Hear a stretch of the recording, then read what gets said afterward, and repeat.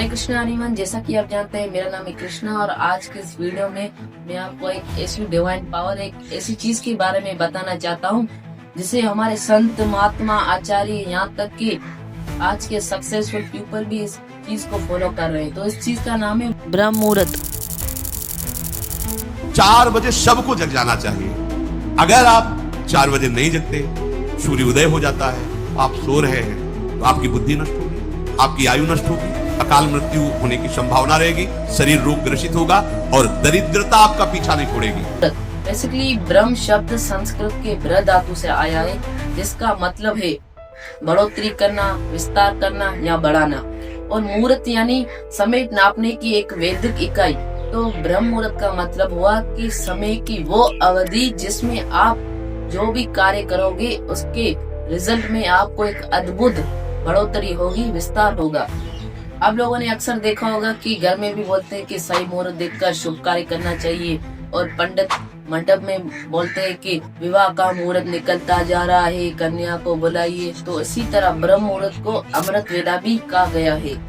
तो आइए ब्रह्म मुहूर्त को और विस्तार से समझते हैं। सूर्य सिद्धांत समय गणना के अनुसार एक दिन में यानी 24 घंटों में 30 मुहूर्त होते हैं जो सूर्य उदय से शुरू होते हैं। एक मुहूर्त तकरीबन 48 मिनट का होता है, यानी 30 मुहूर्त में से 15 मुहूर्त दिन के समय, 15 मुहूर्त रात्रि के समय, और रात्रि के 14वें मुहूर्त को ब्रह्म मुहूर्त कहा जाता है, जो सूर्य उदय से 2 मुहूर्त पहले आता है। यानी समझे कि आज सूर्योदय 6 बजे हुआ है, तो 6 बजे से 48 मिनट एक मुहूर्त, और उससे भी 48 मिनट पहले जो मुहूर्त है उसको ब्रह्म मुहूर्त कहा जाता है। तो अगर मैं दूसरे अल्फाज में समझाना चाहूँ तो ब्रह्म मुहूर्त सूर्य उदय से 1 घंटा 36 मिनट पहले शुरू होता है और सूर्य उदय से 48 मिनट पहले ही समाप्त हो जाता है।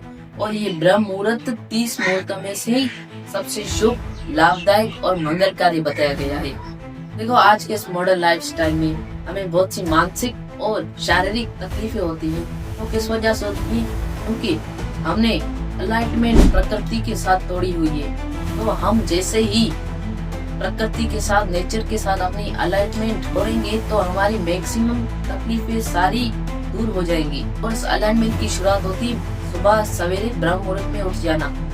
जैसे मैं आपको एक एग्जाम्पल लूं, स्कूल में कब आना है, कब छुट्टी होनी है, कब किसका पीरियड होगा, सबका एक टाइम टेबल होता है, सबका एक शेड्यूल होता है। इसी तरह से भगवान द्वारा दिया गया शास्त्रों में हमें एक पूरा टाइम टेबल दिया गया है, मुहूर्त दिया गया है कि इस टाइम पर क्या करना है, इस टाइम पर क्या करना है। और इस टाइम टेबल में से ब्रह्म मुहूर्त इम्पोर्टेंट है।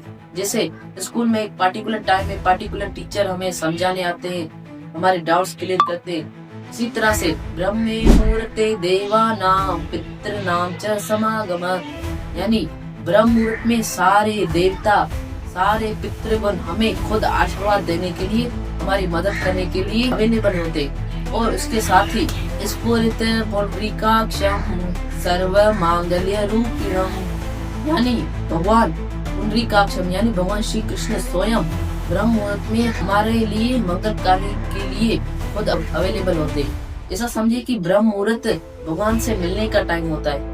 तो ब्रह्म मुहूर्त में हमें सारी फैसिलिटीज दी जाती है, यहाँ तक कि सारे देवता, पितृगण, यहाँ तक कि भगवान श्री कृष्ण खुद हमारी मदद करने के लिए, हमारे लिए मंगल करने के लिए खुद अवेलेबल होते हैं। यहाँ तक कि ब्रह्म मुहूर्त में अधिक से अधिक सतोगुण का प्रभाव होता है, जिससे हमारी मेमोरी तेज होगी, हमें डिप्रेशन से छुटकारा होगा। और यहाँ तक कि ब्रह्म मुहूर्त में जो हवाएं होती है वो हमारे स्वास्थ्य के लिए बेहतर होती हैं। और ब्रह्म मुहूर्त में नहाने से गंगा के समान जो फल होता है उसके बराबर फल मिलता है। और ब्रह्म मुहूर्त में अगर हम सोएंगे तो हमारे सारे पुण्य विनाश हो जाएंगे।